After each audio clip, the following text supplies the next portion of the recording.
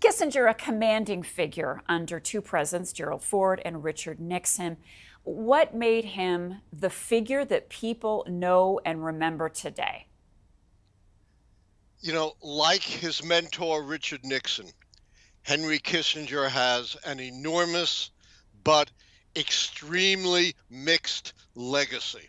On the one hand, he gets a lot of credit for working with President Nixon to open up mainland China, communist China, and reorder fundamentally international relations in the Far East and beyond. He worked with President Nixon to achieve a détente in the early and mid 1970s and negotiate the first most critical arms control treaties with the Soviet Union, as well as working on the Helsinki. On the other hand, he has been involved in some of the most reprehensible policies on the part of the United States. The assassination of the president of Chile, Allende, and the support for a brutal, murderous dictatorial regime, the extending needlessly of the Vietnam War, falsely claiming in 1972 that peace was at hand, supporting a murderous dictatorship in Pakistan, as well as other dictators around the world. So, you know, I have to fundamentally disagree with Secretary Blinken. He is not the standard that we should follow. Yes, we should follow the best of Henry Kissinger, but we should avoid the worst of Henry Kissinger, not to mention as well his support for the horrible, destructive, illicit, secret bombing of Cambodia. Well, that's what made his Nobel Peace Prize so controversial. Yes, I think it was controversial and most uncalled for.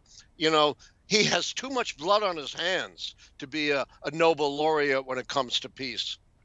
Was he tainted at all by working with Nixon? Because he went on, it seemed, for decades, really, until the end of his life, working in some sort of diplomatic fashion. He traveled in those circles. Was he tainted by his time with Nixon, do you think, Allan?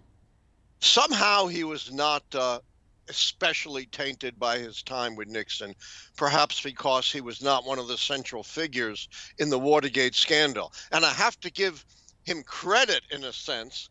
He has been one of the most brilliant political figures in justifying his own actions, in rehabilitating his reputation, and maintaining his role as an elder statesman and advising of both parties. You heard Secretary Blinken just a few minutes ago whitewashing the legacy of Henry Kissinger, and I think that is an enormous mistake. We have to recognize both the good and the bad in that legacy and figure out how to avoid the bad again.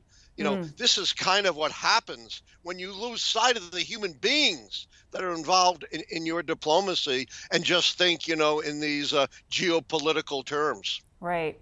And on a much lighter note, Allan, for anyone that's reading about Kissinger today, they will also see that he is remembered as a bit of a ladies' man, a bit of a playboy in his time. You wouldn't Go figure. Conclude that just by looking at him, but looks can be You deceiving. said it, not He me. absolutely was, yes. As he chased you. But, you know, he's famous for saying power is the greatest aphrodisiac.